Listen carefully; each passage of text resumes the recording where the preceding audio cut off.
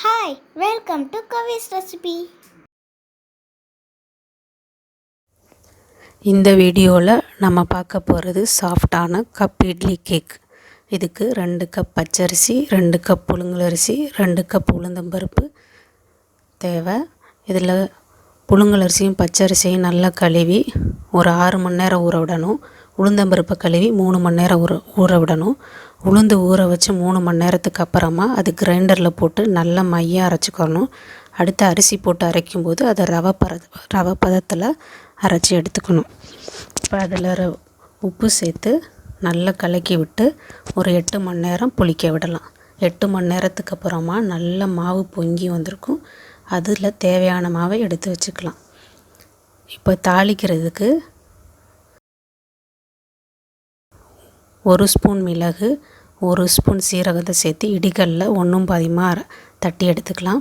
இந்த பக்கம் அடுப்பை பற்ற வச்சு ஒரு பேனில் 2 ஸ்பூன் நெய் விட்டு இந்த இடித்து வச்ச மிளகும் சீரகத்தையும் போட்டு நல்லா வறுத்துக்கலாம். கையளவு கருவேப்பிலை சேர்த்துக்கலாம். எவ்வளோ கருவேப்பிலை போட்டாலும் நல்லா தான் இருக்கும். அதுக்கப்புறம் உடச்சி வச்ச முந்திரி பருப்பை சேர்த்து நல்லா வறுத்துக்கலாம். முந்திரி பருப்பு செவக்க ஆரம்பித்தோன்னே அடுப்பை ஆஃப் பண்ணிவிட்டு இந்த கலவையை மாவோடு சேர்த்து நல்லா மிக்ஸ் பண்ணிக்கலாம்.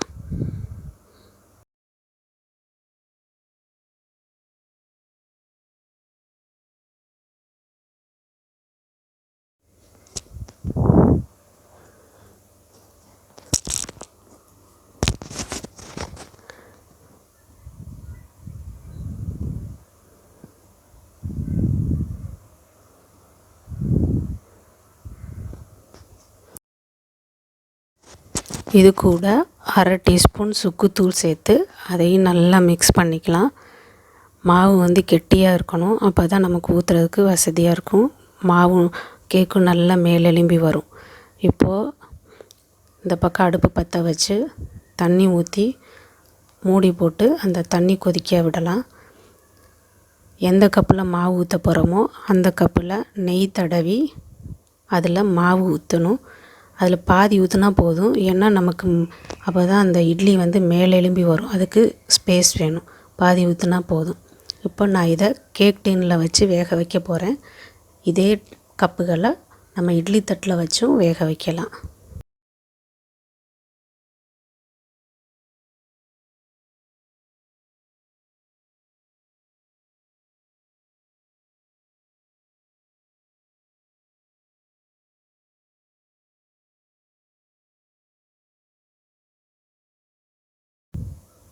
இது ஒரு 10 நிமிஷம் வேகட்டும். 10 நிமிஷத்துக்கு அப்புறமா அது வெந்திருக்கான்னு செக் பண்ணிக்கலாம். ஏதாவது ஒரு டூத்பிக் இல்லை ஒரு கம்பி வச்சு இல்லை நைஃப் வச்சு குத்தி பார்க்கலாம். ஒட்டாமல் வந்துருந்துச்சுன்னா அது நமக்கு வெந்துருச்சுன்னு அர்த்தம். இப்போ ஒட்டலை, ஸோ நமக்கு வெந்துருச்சு. இப்போ தீயை நல்லா குறைச்சிட்டு கேக் டின்னை எடுத்து வெளியில் வச்சிடலாம்.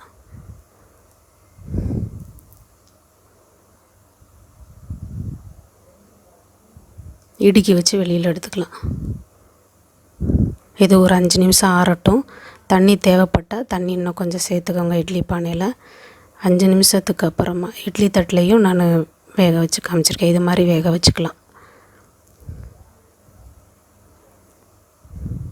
5 நிமிஷத்துக்கு அப்புறமா அது கொஞ்சம் ஆறி இருக்கும். இப்போ ஒரு கத்தியால் ஓரத்தை எடுத்து விட்டுட்டு இப்படி திருப்பி 2 தட்டு தட்டுனோன்னா சாஃப்டான கேக் ரெடி. கேக் அழகாக வந்திருக்கு. மெதுவாக எடுங்க, ஏன்னா உடஞ்சிரும்.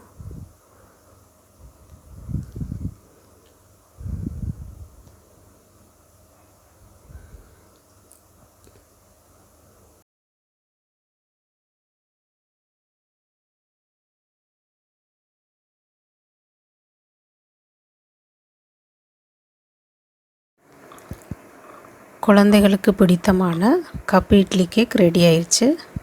இதை கட் பண்ணி காமிக்கிறேன். எவ்வளோ ஸ்பாஞ்சியாக சாஃப்டாக இருக்குன்னு பாருங்கள். இதை பார்த்தா குழந்தைங்க ரொம்ப சந்தோஷப்படுவாங்க. சாம்பார் சட்னி வச்சு இதை பரிமாறலாம். எந்த வகையான சட்னியும் நல்லாயிருக்கும், சாம்பாரும் நல்லாயிருக்கும். ட்ரை பண்ணி பாருங்கள்.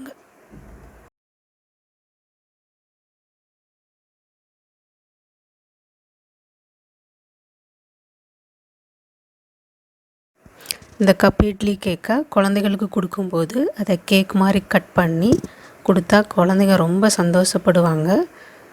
யாருமே இட்லி வேணான்னு சொல்ல மாட்டாங்க.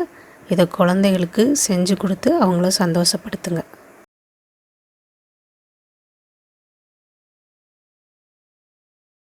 Wow, it's an amazing cake. Subscribe, like, and share this video. Thanks for watching.